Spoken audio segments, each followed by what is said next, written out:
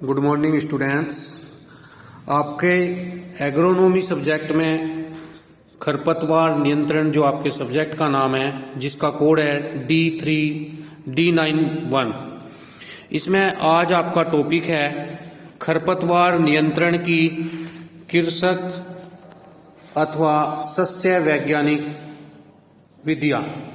यानी कि किस प्रकार से हम कृषक क्रियाओं के द्वारा अपनी जो खरपतवार नियंत्रण है उसको कैसे कर सकते हैं। उसके लिए सबसे पहला मेथड आता है हमारा फसल का चुनाव, यानी कि हम ऐसी फसल का चुनाव करें जो खरपतवारों पर नियंत्रण कर सकें, यानी कि उसकी बढ़वार, उसकी जो है ना जर्मिनेशन परसेंटेज ऐसी हो जिससे वो खरपतवार को बढ़ने का अवसर ना दे, तो ऐसी फसल का हम चुनाव करें। दूसरा पॉइंट आता है फसल की जाति का चुनाव, यानी कि जो हम फसल की जाति का चुनाव करते हैं, जैसे अलग अलग प्रकार की वैरायटी होती है, तो उसमें हम ऐसी वैरायटी का चुनाव करें जो तेजी से बढ़ने वाली हो, खरपतवारों को नियंत्रित कर सके और खरपतवारों का उस जाति पर कम से कम प्रभाव पड़ता हो।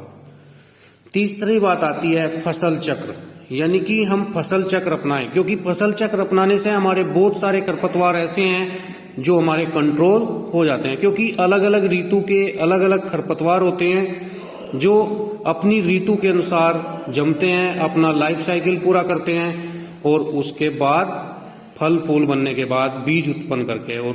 स्वयं नष्ट हो जाते हैं। तो अगर हम फसल चक्र अपनाएंगे, बीच बीच में हमारी कृषि क्रियाएं होती रहेंगी, तो हमारा खरपतवार